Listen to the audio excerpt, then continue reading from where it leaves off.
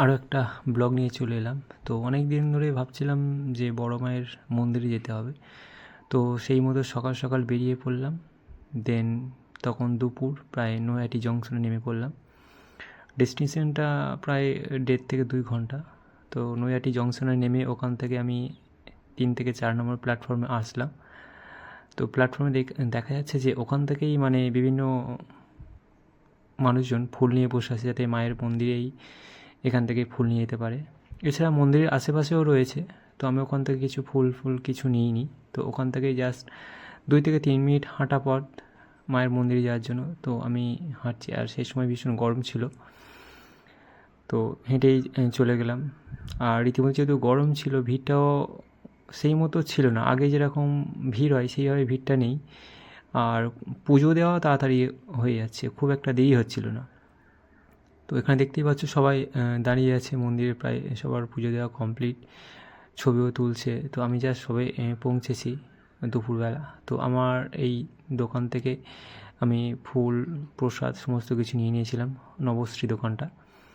তো এখান থেকে এই হচ্ছে আমার পুজোর ডালা। তো এরকম ডালা নিয়ে নিয়েছিলাম আমি, নিয়ে লাইনে দাঁড়িয়ে পড়লাম। তো যখন যাচ্ছিলাম দেখলাম যে ওখানে বিভিন্ন মানুষজন ডন্ডি কাটছে, তাদের মনস্কামনা পূরণ হয়েছে সেই জন্য। তো তারপরে দিয়ে দেখলাম ওরা বড় মার যে টিকা, সেই টিকা লাগিয়ে দিচ্ছে। তো আমিও টিকাটা লাগিয়ে নিলাম। লাইনে দাঁড়িয়ে দাঁড়িয়ে এসব চলছে, প্রচুর মানুষজন এইভাবে টিকা দিচ্ছে। আর সবাই দাঁড়িয়ে আছে দেখতে। ওখানে একটা প্যান্ডেল হয়েছে, আর বিভিন্ন মায়ের পিকচার এখানে রয়েছে। তো এগুলো চাইলে কেউ নিতেও পারে। আশেপাশে প্রচুর মায়ের ছবি ওখানে বিক্রি হচ্ছিল। তো এটা লাইনে দাঁড়িয়ে দাঁড়িয়ে দেখছিলাম। তো আমি তো সেইভাবে তখন কিনিনি, যেহেতু পুজো দেওয়া হয়নি আমার।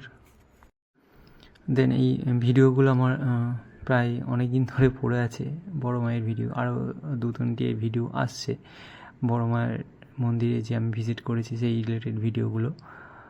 তো এটা দেখো, বুঝতেই পারবে না যে এটা একটা ছবি। অসাধারণ কাজ করা ছবিটাতে। ফাইনালি লাইনে দাঁড়িয়ে থেকে থেকে আমি মন্দিরের মধ্যে প্রবেশ করেছি। এবং এই যে এইভাবে একটা সিস্টেমেটিক ওয়ে আছে, তো এইভাবে প্রত্যেক মানুষজনদেরকে মন্দিরে প্রবেশ করতে হয়, এবং আমিও যাচ্ছিলাম। সবাইও এইভাবেই যেতে হবে একটা ওয়েতে। ফাইনালি আমি বড় মায়ের থেকে কিছুটা দূরত্বে রয়েছি, আর মাঝখানে একটা ব্যারিকেড করা আছে দড়ি দিয়ে। তো ওই ব্যারিকেডটা পেরোলেই মায়ের আমরা পুজো দিতে পারবো। তো আমি যে সময় গিয়েছিলাম সবাই ভিডিও করতে পারছিল, অ্যালাউ ছিল। এখন বলতে পারছি না, অনেকেই শুনছি যে ভিডিও করা যায় না, করতে দিচ্ছে না। তো আমি যে সময় গেছিলাম সেই সময় ভিডিও করছে। ফাইনালি আমি মায়ের কাছাকাছি পৌঁছে গেছি, এবং পুজোটা খুব ফাস্ট হয়, খুব একটা দেরি করে, যেহেতু ভিড় আছে, তাড়াহুড়ো করেই পুজো দেওয়া।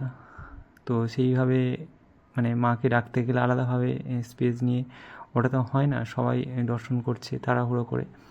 তো আমিও সেইভাবে মায়ের মন্দিরে পুজো দিয়ে দিলাম। তো ফাইনালি এখানে পুজো দিয়ে বাইরে আমি প্রায় গেটের মুখে দাঁড়িয়ে আছি, আর দাঁড়িয়ে ভিডিওটা করছিলাম। আর এখানে বিভিন্ন ওই মায়ের চুনরিগুলো, ফুল, ধূপ, যে সমস্ত জিনিসপত্রগুলো আছে ওইগুলো এখানে রাখার জায়গা। তো রেখে দিয়ে আমি বাইরে বেরিয়ে চলে আসলাম, দিয়ে একটু ভিডিওগ্রাফি করে নিলাম যে পুজোর ডালাটা দিয়ে। আর আরেকটা চুনরি আছে, ওই চুনরিটা বাইরে একটা বাঁধার জন্য রয়েছে। তো ওটা আমি পরে বেঁধে দিয়েছিলাম। তো ওখানে প্রচুর চুনরি বাঁধে ওখানে, ঠিক আছে। তো যেহেতু রোদ্দুর ছিল, এই যে এই লোকেশনটা হচ্ছে, এখানে সমস্ত চুনরিগুলো এখানে বাঁধা হয়, আমিও বেঁধে দিয়েছিলাম, ঠিক আছে। প্রচুর চুনরি।